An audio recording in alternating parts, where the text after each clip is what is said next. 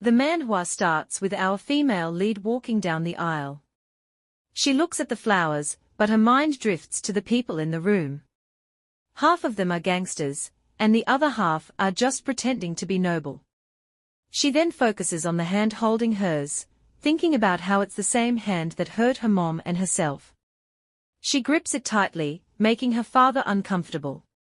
She thinks to herself that she chose marriage over not existing at all. At least it's only for 3 years, and then she can endure it. Hye-jin walks into Peace Pharmacy, ready to start her day. She puts on her lab coat and gets everything set up. Miss Lee comes in, and after they greet each other, Miss Lee starts talking about a guy she saw in front of the elevator while parking her car.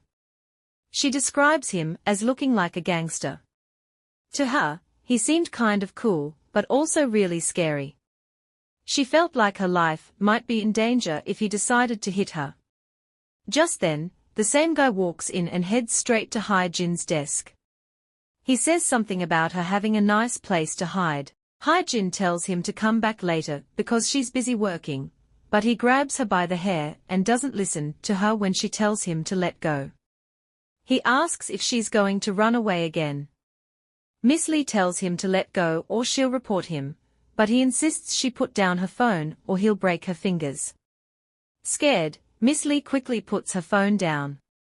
He then introduces himself as Hye-jin's older brother and says he's just talking to his sister, so Miss Lee doesn't need to worry about them.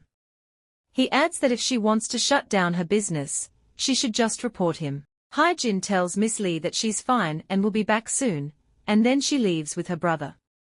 Outside the pharmacy, Hye-jin's brother is still holding her hair tightly. She scratches his wrist to try to get him to let go. As he raises his hand to hit her, she grabs his bleeding wrist and tells him he hasn't changed at all. He still doesn't respect women. He responds by throwing insults at her. When her brother confronts her about abandoning their family, Hye-jin asks him to be clear about what he wants. He says he needs her help, but she tells him to get out of her face if he's just going to talk nonsense. She thinks to herself that if he keeps this up, everyone, including their mom and dad, might be in danger. Hye-jin hasn't been in touch with her family for 9 years, ever since she started college. She decided to leave behind the gangster world and focus on finding herself. It hasn't been easy, but she has managed to endure it. Her grandfather was well known across the country. Back then, one of his colleagues bought a piece of land with plans for construction. He asked Hye-jin's grandfather for help. After buying the land and building on it, the colleague kicked out all the hard-working laborers. Essentially, he was a gangster who worked in the service industry. Hye-jin's father was different from her grandfather. Instead of staying in the same line of work, he chose to jump into the construction industry. He was tired of being just a small player for MK Construction and wanted something more. He made a name for himself and started his own company, which he named Ganghan Construction. This new company did really well, just like MK Construction. Both companies grew into big, successful businesses, but at their core, they were still part of the same gangster world, just dressed up as corporate firms. Over the years, MK Construction and Ganghan Construction often clashed over the same pieces of land. Their disputes turned into fierce battles that resulted in many lives being lost. This violent conflict became a major story in the news and was talked about by society for a long time. For more than 20 years, they managed to keep their rivalry under control, which helped keep the situation relatively stable. They never developed a close relationship, but they maintained their separate territories. However, things changed when a new organization entered the scene. This new construction company, supported by foreign investors, started to push into the territories of both MK Construction and Ganghan Construction. Their arrival disrupted the long-standing rivalry and created new challenges for both companies. To prevent the situation from getting worse, the leaders of MK Construction and Ganghan Construction decided to join forces. They threatened each other and agreed to form an alliance through a marriage between their son and daughter. The deal was that neither side would show any violence during the marriage, and that both families would work together to get rid of the new construction company. They also promise to maintain their alliance throughout the marriage. Hye-jin's mother begs her to endure the situation, saying that if she can just put up with it for 3 years, it will be worth it. Hye-jin thinks to herself that it's just a marriage, and there's no need to cry about it. Her brother then says that marriage isn't a big deal, and that she can marry a normal guy when she's older. He agrees with their dad and questions why she's making a fuss. Every time Hye-jin thinks about her father, she clenches her fists. She grits her teeth whenever she hears her brother's nonsense, and calls herself a fool for coming back to this difficult situation. She wonders when she'll get to meet the groom. When they arrive at the Grand Hotel, Kim Moo Kang introduces himself and extends his hand for a handshake. Hye-jin thinks this is a bad impression and walks past him, introducing herself as well. He then pulls out a chair for her to sit, but she sees it as just a gangster's fake attempt at being polite. As they sit next to each other, Hye-jin asks about his brother, Mr. Kim Man-soo. He questions why she wants to know, and she simply says it's okay. Kim Moo Kang then asks what she thinks about the wedding being held at the Grand Hotel where they are sitting. Hye-jin hopes her opinion doesn't cause any problems and replies that it doesn't matter. He praises her for having a good personality since she isn't bothered by the venue. During their conversation, Hye-jin mentions that she's the kind of person who can cut ties with her family. Kim Moo Kang responds that a woman like a sword is attractive, but she retorts that a man who says that in front of a woman isn't very appealing. Kim Moo Kang sees Hye-jin as someone who fits him well. He says she's respectful, but also a bit distant. Hye-jin tells him to stop talking nonsense. When he mentions that he's 2 years younger than her, he reassures her that he will stay polite. He then asks if it's okay for him to call her by her name, and she says it is. Laughing, he refers to himself as her groom.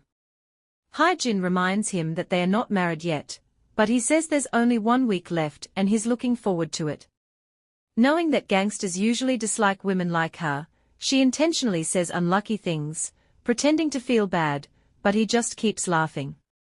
While she's lost in her thoughts, he asks her if she's good in bed. After a moment of silence, she finally admits that she hates boring relationships between men and women. Kim Moo Kang says he wants to get to know her slowly and listens to what his future wife has to say. He stands up and extends his hand, asking if they can leave. Hye-jin tells him that her family mentioned he's a good person. She thinks to herself that he must be a considerate person who accepts unreasonable suggestions from others. Still holding out his hand, Kim Moo Kang asks if she's ever thought a man could be intimate with a woman he can't even hold hands with. Hye-jin can't deny it and adds that she doesn't want him to dislike her actions. He asks why he should accept this, and she doesn't have an answer. Hye-jin wants to hear everything from the person who will be her husband. When he asks if she's good in bed, she wants to show him right then and there how well she can do. However, he tells her not to worry about it. Hye-jin concludes that Kim Moo Kang is dangerous and different from her father and brother. Even though he is smiling, he has a somewhat dangerous aura. She realizes she was rude and acknowledges it in her thoughts. Hye-jin forgets that they are both in the same situation. She's been acting like she's the only victim forced into this marriage, and now she refers to him as a man who has been kind about her strange questions. She tells him that marrying a woman he doesn't love wouldn't have been as good as this situation. He responds by saying that he wasn't sold into the marriage, he chose to enter it willingly. Hye-jin realizes that her partner has changed just a day ago. Instead of the eldest, Kim Man-soo, she now has his younger brother, Kim Moo Kang. She wasn't curious about it before, but now she wants to know why the change happened. He tells her she's asking too soon. Hye-jin wonders if they've met before. She remembers seeing him and notes that, even though he's not very tall, his presence is memorable. Kim Moo Kang moves closer and says he hopes she remembers him. She expected their meeting to be a formal and emotionless confrontation, but she finds it hard to hide her feelings. She feels overwhelmed by the man in front of her. The next day is the wedding, and the bride's face looks far from happy. Even though she is wearing a stunning white wedding dress, she looks as depressed as a wilted lily. Both families have been busy preparing for the wedding all week. They've been coordinating guest lists to avoid inviting business partners who are enemies, checking the backgrounds of each other's bodyguards, and agreeing on what weapons to bring to the ceremony. As she tries on the wedding dress, Hye-jin wonders why any bride would be afraid of being attacked at her own wedding. When the dresser announces that the bride is ready, she opens the curtain. Kim Moo Kang sees her and says she looks pretty, asking his guards for their opinion. They agree that she looks beautiful. With embarrassment all over her face, she decides to keep the wedding dress. When Kim Moo Kang asks if she wants to try on another dress, she tells him she likes this one. Then Kim Moo Kang asks what she thinks of his suit. Hye-jin tells him to do whatever he likes because she doesn't care. But he insists that he wants to wear clothes chosen by his future wife. He says the suit looks good on him. The dresser compliments them, saying they are the best couple she has ever seen and thanks them for their business. Hye-jin thinks to herself that it's all just about money. They walk into another store where the salesperson greets them and says the accessories are ready based on the brand design Hye-jin mentioned. She looks at some rings, and the salesperson asks if she likes them. Hye-jin says yes. Hye-jin used to enjoy this kind of wealth before she cut ties with her family. She lived in the most expensive apartment in Gangnam Yeokland and had one of only 3 foreign cars in Korea. Her mother was Miss Korea, and her father believed the world ran on money and power, always insisting on only the finest things. Hye-jin was proud of owning it all. Kim Moo Kang then shows her a watch and asks if she likes it. Hye-jin wonders if it would be better suited as a necklace or earrings and confirms that it's fine. She isn't very impressed, feeling that everything seems excessive right now. While she's lost in her thoughts, Kim Moo Kang asks if she has a man in her life. Hye-jin answers yes. Noticing his reaction, she asks him if there's a problem. He questions if she's currently dating anyone, and she confirms again that she is. During her high school days, Hye-jin confessed her feelings to her senior, her first love. She told him she liked him, but he apologized, saying he wanted to focus on his studies. After that, she was ridiculed behind her back. People talked about her gangster family, saying she was creepy and that her brother would beat up anyone who got close to her. Her brother did end up beating up the boy, but not because of Hye-jin. It was because he had a problem that had been quiet for a while, and he said he felt an itch to use his fists. After that incident, no one wanted to make eye contact with Hye-jin, and her first love ended miserably. Even in college, the rumors didn't stop, and men quickly backed away from her. Kim Moo Kang asks if she is dating anyone else. Hye-jin tries to change the topic, reminding him they are there to choose a wedding ring. But Kim Moo Kang insists it's important to know before they get married. Hye-jin thinks that Kim Moo Kang is pretending to be gentle and friendly, but is showing his true colors now. She compares him to her father, who makes excuses for men and treats her mother poorly. She sees her father as a thug who tells women to be careful, but plays around with 3 women himself, just like her brother, who changes girlfriends whenever he wants. She asks Kim Moo Kang if he has a girlfriend. He says she is the only one he has. He then reminds her that their marriage is serious, not a game or a new romance. Hye-jin thinks to herself that she is risking her family's safety to fulfill this contract. Hye-jin warns Kim Moo Kang not to do anything stupid, like threatening or forcing her, because such actions won't affect her. Hearing this, he kneels in front of her, tells her she is appealing, and that she is his right choice. When she asks what he's talking about, he takes her hand and puts a ring on her finger. He says they should live well together and promises that he won't let a drop of water touch her hand. Hye-jin had once dreamed of getting a proposal from someone she loved, but she thought it was just a fantasy. She never imagined marriage would be part of her life. Yet here is Kim Moo Kang kneeling in front of her, with a shining ring on her finger, and making a childish promise about not letting water touch her hand. But she doesn't respond to his proposal. The storm on the wedding day is huge and expected because it's monsoon season. For Hye-jin, the heavy rain symbolizes the relationship between the two gangster families, MK Construction and Ganghan Construction. Their relationship is full of conflict, like a battle that has turned the whole area into a sea of blood. The news of the union between the two families makes headlines that morning, and the newspaper even calls it a metaphor for gangster Romeo and Juliet. To Hye-jin, it feels like she is just an actor in a comedy play.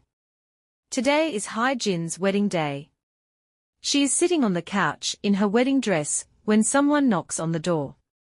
She tells them to come in. It's Kim Moo Kang. She asks him about his bodyguards, and he says he sent them away. Then he asks her how many children they should have and how often they should be intimate. Hye-jin thinks it's not right to discuss such things through someone else, but Kim Moo Kang doesn't mind. In her mind, Hye-jin knows that she isn't interested in a long-term relationship or anniversaries, because she plans to end the marriage as soon as the 3 years are up. She wonders if Kim Moo Kang has unrealistic expectations. He says that since it's their wedding, they need to plan things for themselves. But Hye-jin sees this as just an arranged marriage where they live together. He asks if she snores at night, and she tells him not to ask. He says he sleeps well even if it's noisy. Hye-jin mentions that she doesn't like sharing a bed with other people, but Kim Moo Kang says it's important for couples to sleep in the same bed, even if they argue. Hye-jin asks who made the rule about couples sleeping in the same bed. Kim Moo Kang says it was their parents. Hye-jin replies that their parents' situation is different from theirs because their marriage wasn't arranged by a contract. Kim Moo Kang tries to convince her that there's no difference between their marriage and their parents' marriages. Hye-jin explains that their parents met and decided to marry, while they knew they were going to get married before even meeting each other.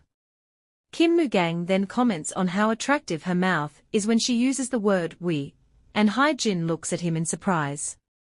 Although she finds Kim Moo Kang different from her brother, she still doesn't trust his smiling face. She tells him that she can't sleep with other people, but warns him not to touch her in any unwanted way. He assures her that he won't touch her unless she really wants him to and adds that such a condition can't be put into a contract because they are a couple. Hye-jin replies that it can be addressed with words. Kim Moo Kang asks if she thinks he would hit her. She says there shouldn't be any swearing or violence, but he responds that one can't predict the future. Her thoughts turn to her parents, and she feels a cloud of concern. Hye-jin remembers how her father used to deal with her mother. He would get angry and use excuses that didn't make sense. As a young girl, she would rush to protect her mother, but ended up getting hurt herself. She's not surprised by her brother's behavior since he grew up watching their father. She sees them both as thugs who use their fists before using words. Kim Moo Kang steps closer to her and wipes away her tears, saying he will never hurt her. His words seem sincere to her, and she thinks that even though she's not happy, being with him might not be such a bad thing. He tells her they can deal with everything later, and that it's never too late to make decisions in life. He adds that they will have plenty of time to spend together. The flowers at the wedding alone cost over 100 million. The banquet hall is packed with guests, half of whom are important figures and the other half are gangsters pretending to be high class. Hye-jin thinks about how strange it is that the same hand that hit her mother and herself is now holding hers as they walk down the wedding aisle. She tries not to think about it and focuses on the flowers. The whole thing feels surreal as she climbs up the stairs with Moo Kang's hand in hers. After a long ceremony, it's finally time for the vows. They exchange their vows and officially become a couple. When it's time to eat and drink, the atmosphere is lively and a bit chaotic. Hye-jin's father starts the conversation by saying Moo Kang doesn't look like anyone in his family, while Moo Kang's father remarks that the man who fathered his son-in-law must look like an old man. Hye-jin agrees with her father for the first time, noticing that Moo Kang's father's short stature and appearance don't seem to match Moo Kang at all. Instead, Moo Kang's older brother looks more like their father. Moo Kang's father then makes a comment about whether an ignorant man gave birth to the same idiot, referring to Hye-jin's brother, and adds that he'll leave his daughter-in-law out of it. This upsets Hye-jin's father, and he becomes furious, raising his hand to hit her. Her mother steps in to stop him. Her father then questions why his wife would interfere with what he's doing, and her mother apologizes.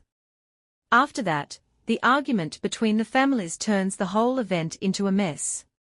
During the argument, they fight over names, status, and appearances. Hye-jin tells her brother to keep his hands off her brother-in-law, as they are getting into a fight.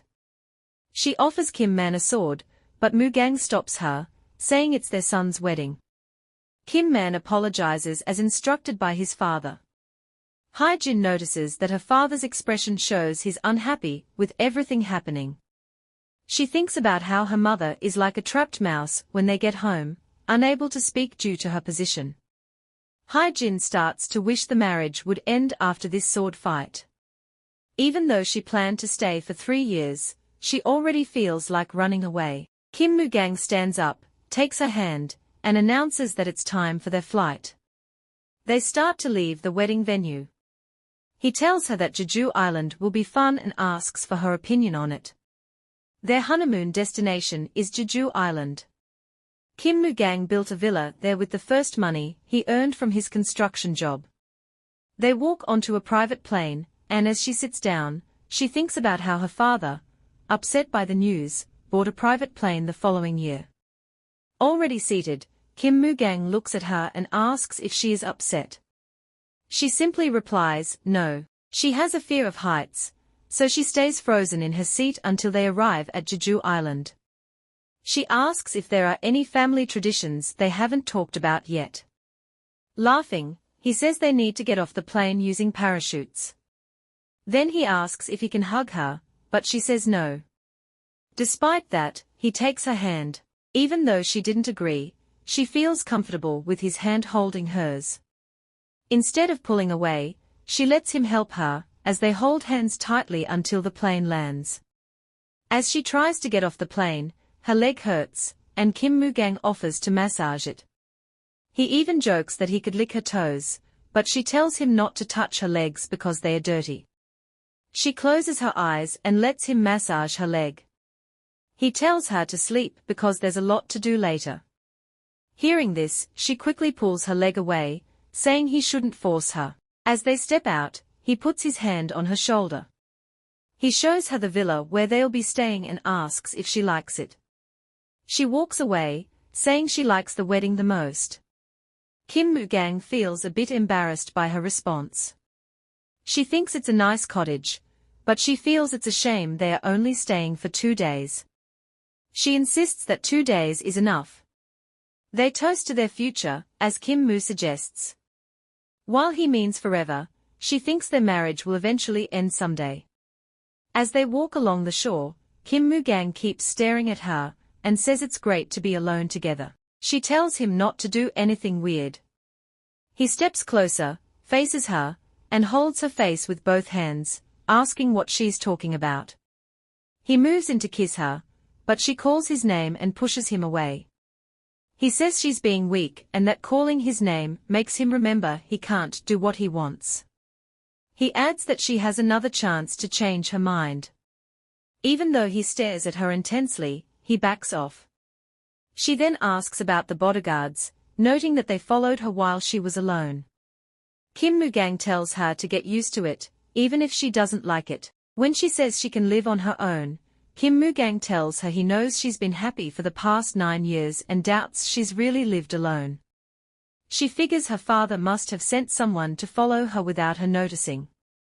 She realizes she was too naive not to see it and decides she needs to escape her current situation. Kim Moo Kang then tells her to stay by his side if she doesn't like it. She insists she knows how to protect herself, but he suddenly pulls her close, covering her mouth with his hand and lifting her off the ground. He asks what she would do if something like this happened to her. In response, she stomps on his leg hard and punches him in the chest. Standing upright, she mentions having 7 packs, and holding his chest, he stumbles back and falls to his knees. Seeing him on the ground, she calls his name and moves closer to help him. But before she can reach him, he pulls her down onto his lap.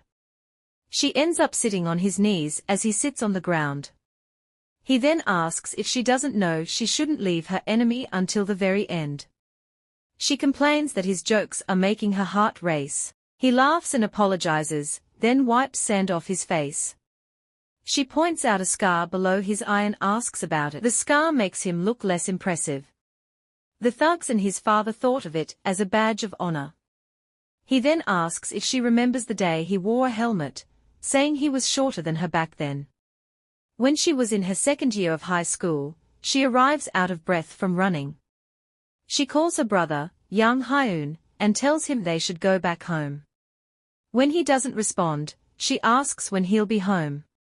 It was the year she finished high school and became an adult. Her brother didn't go to college, instead, he just hung around asking strangers for money. In their house, if the oldest son isn't strong or responsible, their father blames their mother for not taking care of the family or teaching the kids properly. So she searches for him desperately, acting like someone who's lost their mind. When he tells her he'll come home when it's time, she explains that she's doing it for their mom. He asks if she can endure it for her, but she says she's out of money. When he demands the money she doesn't have, he gets angry and says he wouldn't have gotten anything even if she did. She moves closer and bites him hard on his lower leg. He screams as she keeps biting him, and when he raises his hand to hit her, someone kicks him from behind, making him fall on his back. She asks who the person is, since he's wearing a helmet. The person asks if she's okay and tells her to run while holding her hands. He explains that she needs to get her brother to go home. He walks over, grabs her brother, and hits his head against the wall. She begs him to stop, and just in time, a police car arrives. Her brother, Hye-jin, manages to escape. She helps the man up, asks if he's okay, thanks him for helping her, and tells him not to get involved in other people's problems. She's surprised to learn that he had a wound that day. He asks if it looks impressive, but she says she doesn't believe it. She remembers how skinny he was back then, and how his young voice disappeared. He feels it's a shame, because he would have sought revenge before her brother became perfect. She asks how he plans to get his revenge, and he wonders if he should make her pay 10 times for it. She thanks him, saying it's just words. She had thought the scar was from fighting, but now she realizes it saved her 11 years ago, and she feels guilty. Still touching the scar, he asks if they can stand up. He talks about being unsettled and alert, stretching out his hand and asking her to help him up, but she ignores him and walks away. She thinks about the scar on his face from getting involved in other people's problems, how he asked for help and she refused. She reflects on how cold she seems, not missing anyone and not caring about others' opinions, but she finds herself getting caught up in everything when she's with Moo Kang. As he takes a warm bath, he thinks about what happened at the shore. Meanwhile, she opens a bottle of Hennessy in the sitting room. She's been feeling nervous about their wedding night, and keeps thinking about how he tried to kiss her. That's why she asked to sleep in a separate room, and set rules against physical contact. She knows he won't force her, but she wonders how long this will last. She remembers his comments about touching things that make someone feel lustful, how he sucked her leg when she was hurt, and his desire to kiss her.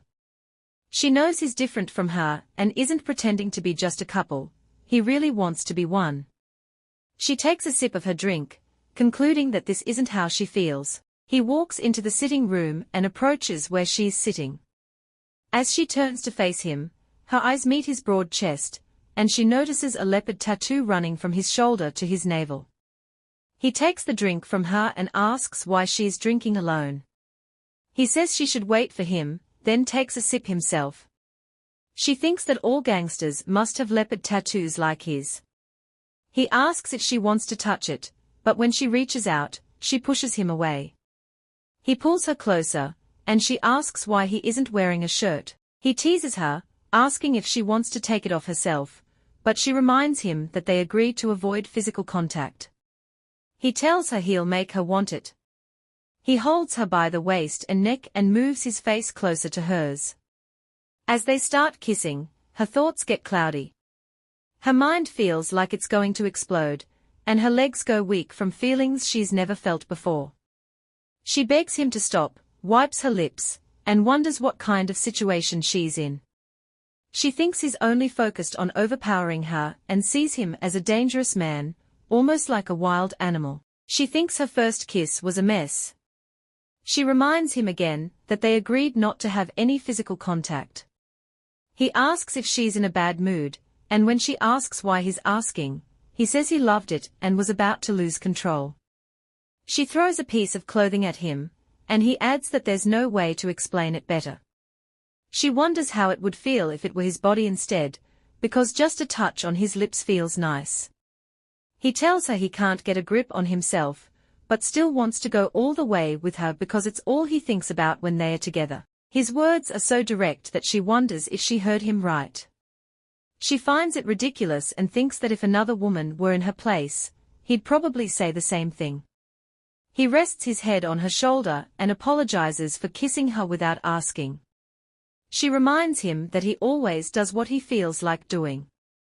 He says he only wanted to sleep with her and that's why he made her feel nervous, but he doesn't regret it because he's dreamed about that moment. He also says it feels even better than he imagined. She wonders why Kim Moo says he enjoyed the kiss, and she admits that she enjoyed it a lot too. She had thought he didn't like it. He says he can't promise he won't touch her fingers, but he won't force her. If he can't resist the urge, he'll ask for her permission and try his best to make her feel the same way. She says she'll be upset, and doesn't want to do anything. She is actually speechless because of his touch. She wonders if he's found her weak spot again, and if she's being pulled into his emotions. Still holding her fingers, he begs her not to push him away. She asks if he will listen to her from now on. When he says he will, she tells him to put his shirt on, and he does as she says. Kim Moo sleeps on the couch while Hye-jin lies in bed. After a loud flash of lightning, she checks her phone and sees that it's 4:30. She's slept longer than she expected. She tells Kim Moo to move to the sofa in the living room. He tries to persuade her by saying they'll only hold hands while they sleep, but she reminds him of his promise to always listen to her. She adds that if he doesn't, she'll sleep on the sofa instead. As he leaves, he says he won't bother her anymore that day because she might get tired.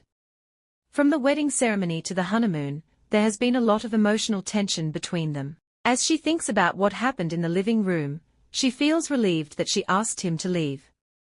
He asks if she is asleep, and when she turns to face him, he says he came in because he's afraid of the lightning.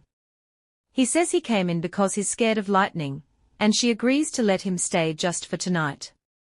She asks if he knows his face looks scary, and he responds with a surprised "really?"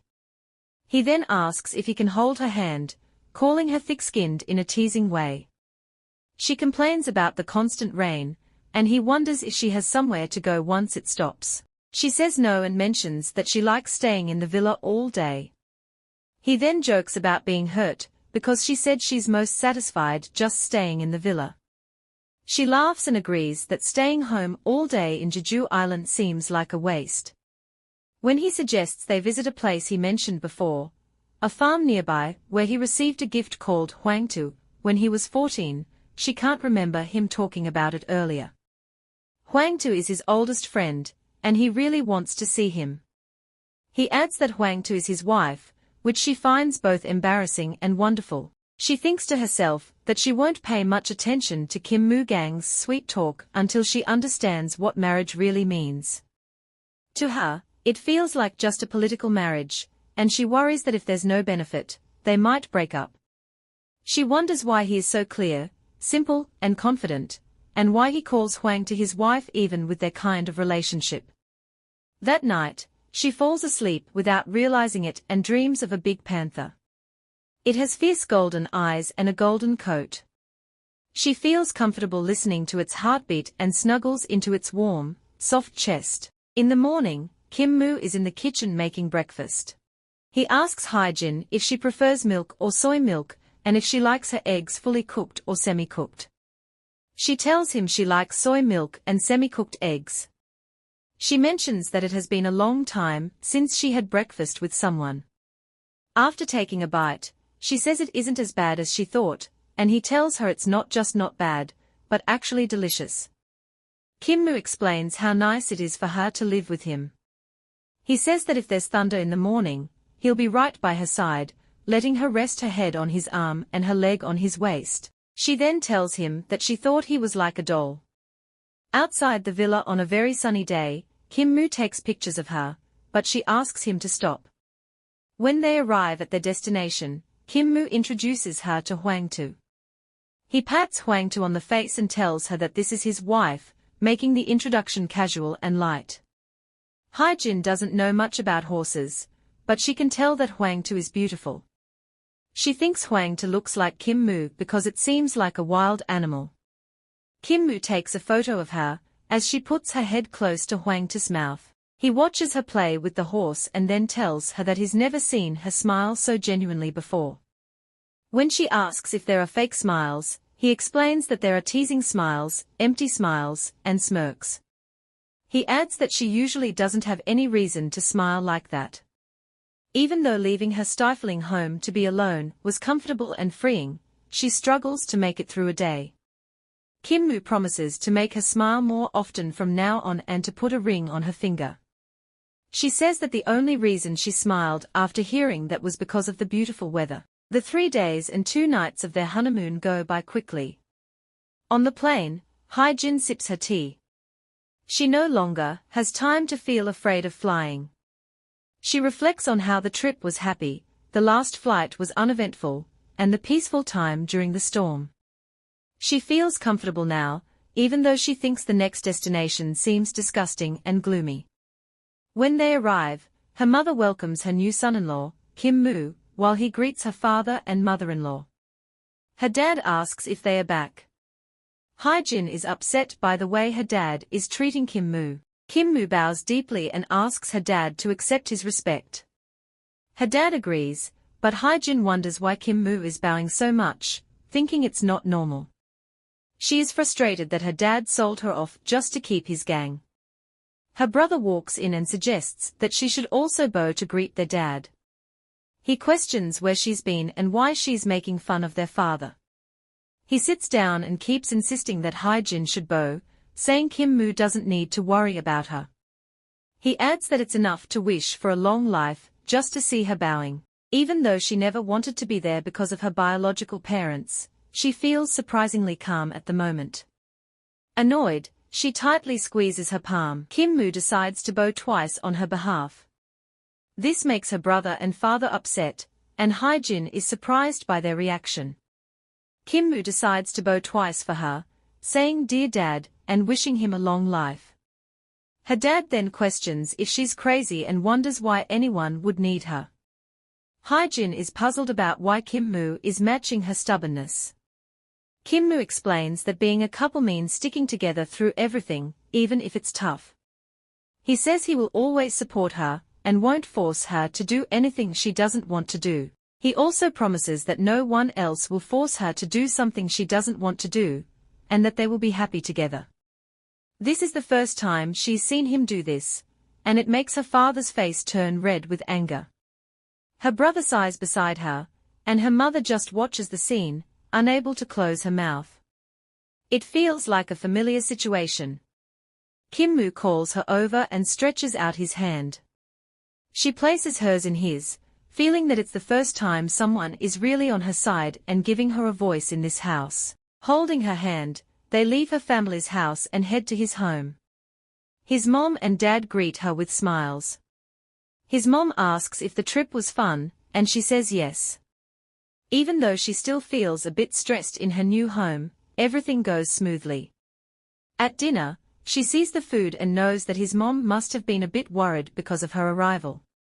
His father wants to start a conversation, but his mom suggests he wait because their daughter-in-law must be tired. She adds that Hye-jin should just be herself. Hye-jin feels that the warm welcome at Kim-moo's house is a bit strange but comforting. She thinks about how boring and sad mealtimes were with her family, compared to the warmth and love she feels at Kim Moo's house. She hopes that one day this warmth will be her new reality, and wishes she could get used to it. Feeling very tired, she asks if she can go home now.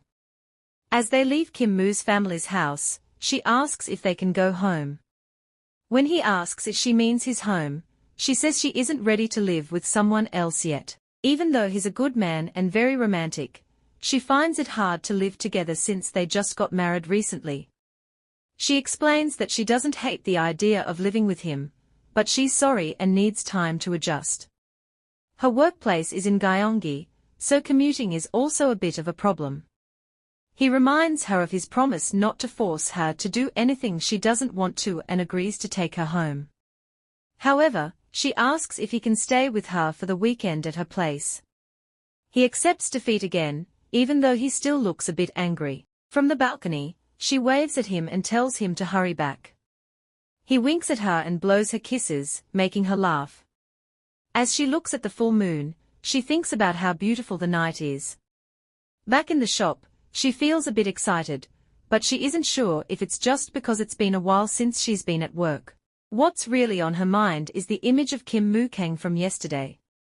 She keeps thinking about how his eyes shone brightly, like street lamps, and how he shaped his mouth to say good night. Dr. Lee walks in with a happy face and is pleased to see Dr. Hye-jin.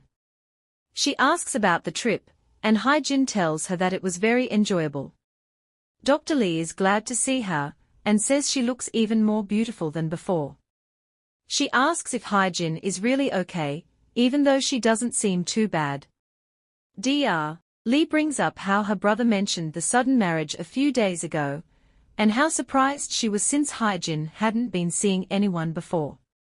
She wonders why she didn't get an invitation to the wedding. Hye-jin explains that she was worried whether it was really a marriage, and apologizes for making Dr. Lee worry. She adds that she didn't send an invite, because only close relatives were invited to the ceremony. Dr. Lee then comments that Hye-jin looks much better now, so she should be able to relax. She really wants to keep her life a bit normal, but to do that, she feels she'll need to lie more. She feels overwhelmed because things have been so busy. As she walks home, she remembers the texts from Dr. Lee asking when she would be back while she was on her honeymoon. Dr. Lee mentioned that Hye-jin must have been very tired being alone. She checks her phone but sees there are no calls or texts from Kim Moo Kang, and she's confused about who keeps asking her to come back to their house. As she walks home, she notices someone following her. She wonders if it's Kim Moo's bodyguard or someone sent by her family. She decides to walk faster, even though she knows the person could have hurt her if that was their intention. Still, she feels uneasy. When she gets close to her building, she sees light coming from her room window. She takes a deep breath and quietly opens the door. Inside, someone asks if she's back home and tells her to come in, saying she must be tired. She moves closer quickly and hits him on the neck. He falls to the ground, and she stays in position, holding him down. She asks who he is, and he calls her name. She realizes it's Kim Moo. She then questions how he got in, and if he had his men force her door open. She reminds him of his promise not to do things she doesn't like and asks if those were just empty words. He stays silent, so she decides to leave. He grabs her hand and says a thief broke into her house. He suggests they have dinner first before he explains what happened. While preparing dinner, he tells her that he got a message and his driver suggested they go to her house because they heard about the break-in. When they arrived, he showed the police his passport and their wedding photos to prove he's her husband. After getting inside, he checked around and figured the thief must have targeted her because they thought someone lived there.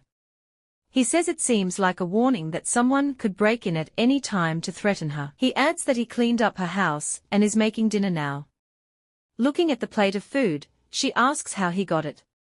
He says he bought it at the market because presentation is really important when cooking. She takes a bite of the noodles, then apologizes. He asks if the food is bad or if she just doesn't like Italian food, and says he can make soy sauce for her. She explains that her apology was for getting angry earlier, and he tells her that's understandable. He admits he should have told her about the thief earlier, because he didn't want to scare her, and he apologizes for not letting her know sooner. While doing the dishes, he asks if anything was stolen. She says there's nothing worth stealing in her house. He then asks if she saw any strangers around her office while she was coming and going. He asks if she noticed anyone suspicious in town while she was at the office. She says she didn't, but she did notice someone following her on her way to work and back. She turned around but didn't see anyone. He then reveals that those people were his and he told them to follow her without being seen so she wouldn't be bothered. He adds that, given what happened today, he will replace all of his people. She tells him it's not necessary. She explains that having a bodyguard might mean the thief wasn't just after stealing something, but that it could be something more serious. He agrees that it is possible. Kim asks if they can go to bed, and she tells him the bed isn't very big.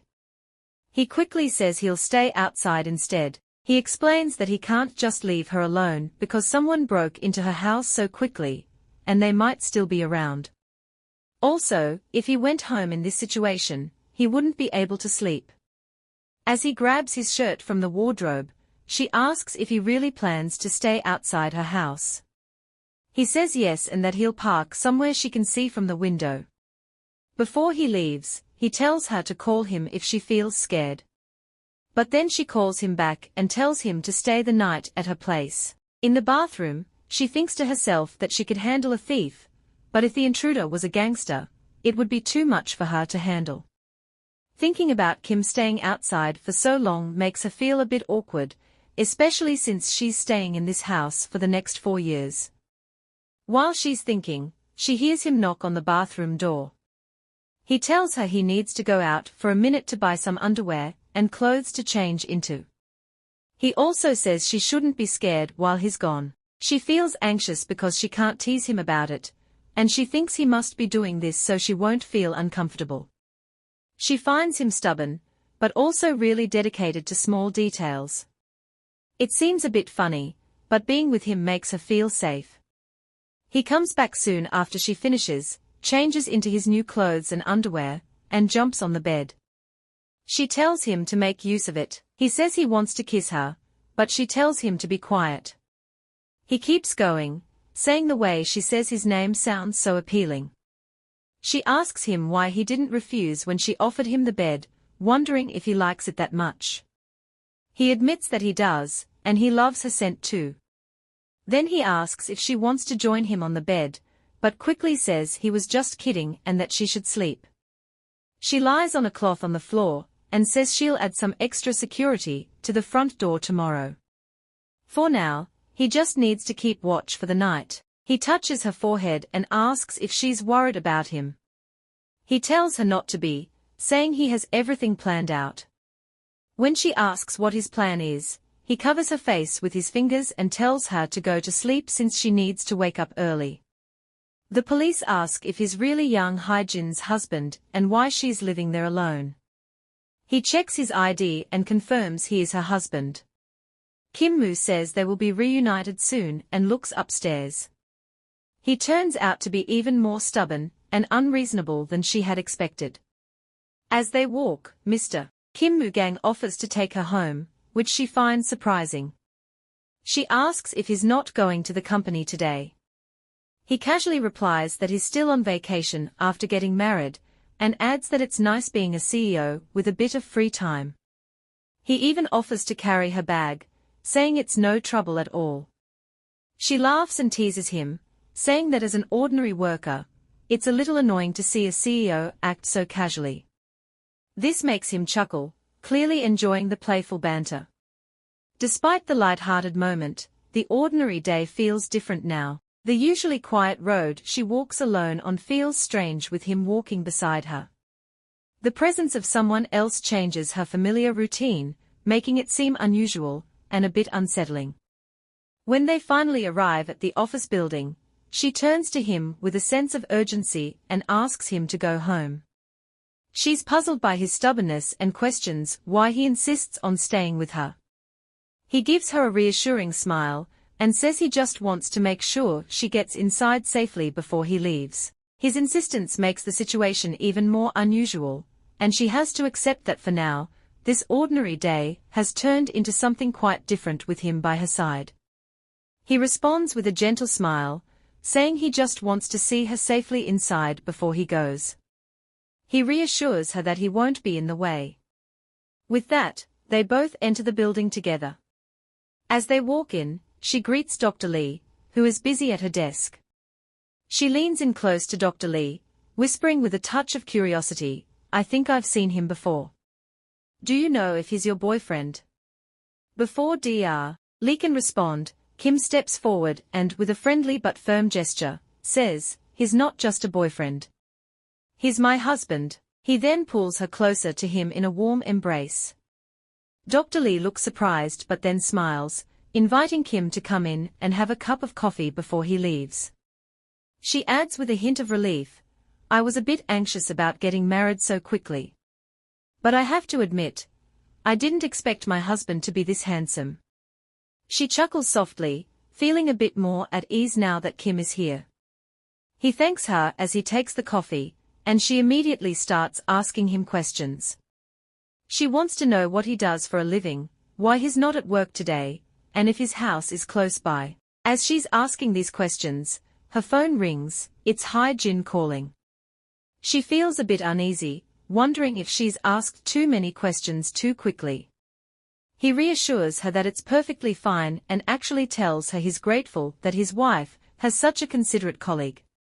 She mentions that she thinks his wife is a really special person, and he agrees, saying he's always thankful for her. Curious, she then asks how he and Hye-jin met. He smiles and shares that Hye-jin was his first love. He explains that Hye-jin and her father came to his grandfather's funeral many years ago. He was struck by how impressive she was even back then. Hye-jin is in high school when it all happens. One day, he begins to tell the story of a time when a man died, and it led to a huge fight among the adults. He talks about how everyone started arguing, and how things quickly got out of hand. He remembers the shouting, the anger, and the tension in the air. In the middle of all the chaos, he spots her. She stands out to him, even though everything around them is so chaotic. He describes her eyes as bright and full of emotion, like they could see right through him. Her voice is soft but strong, and even with all the noise, he can hear her clearly. At that moment, he doesn't know it yet, but looking back now, he realizes it was love at first sight. As time goes by, the girl he saw that day becomes someone he can't forget. Every time he thinks about that day, her face is the first thing that comes to mind. She becomes special to him in a way he never expected. At first, Hye-jin can't recall all the details of that day. The memory is a bit blurry because so much is happening all at once, but as he continues talking about it, the memories come back to him more clearly. He remembers the sounds, the smells, and the feelings of that chaotic day. He remembers the man who died, the fight that broke out, and most importantly, he remembers her. The more he talks about it, the more vivid the memories become, and he can see everything as if it's happening all over again.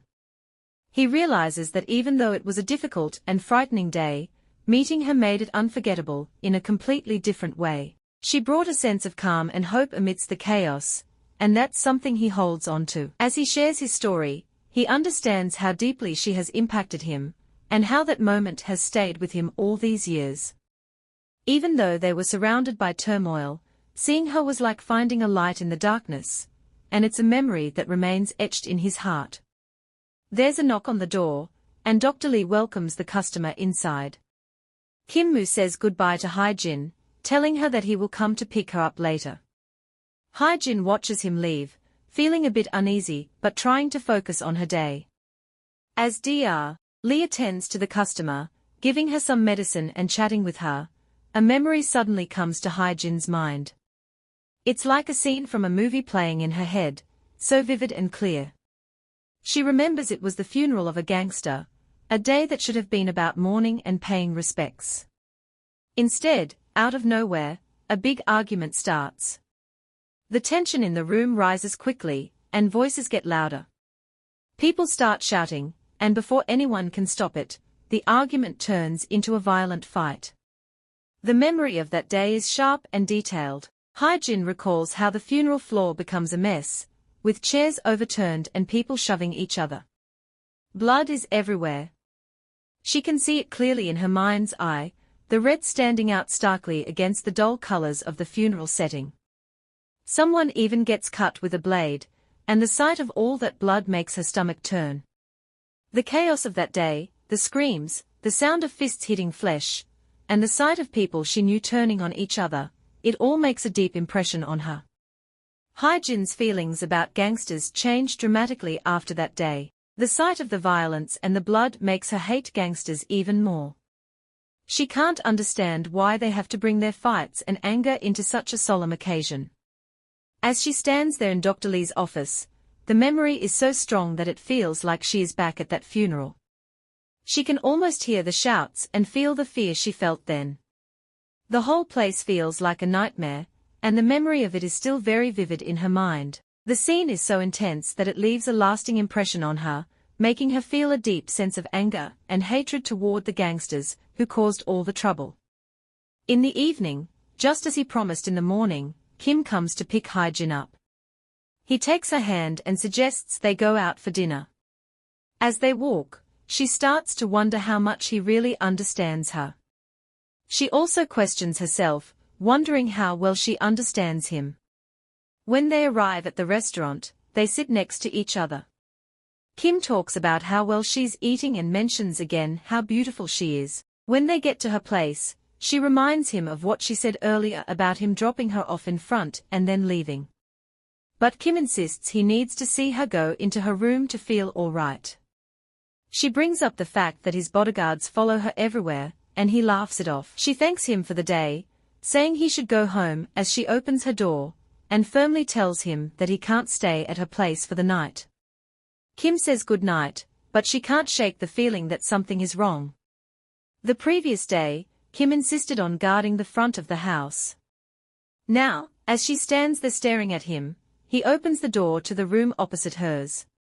She asks him what he's doing, but he doesn't answer her question.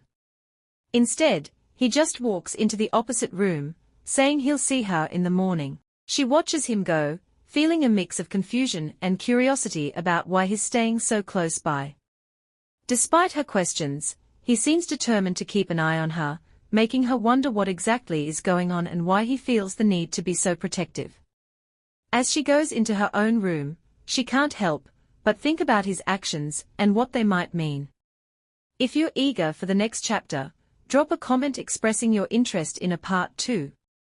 Don't forget to subscribe and hit the notification bell to stay updated.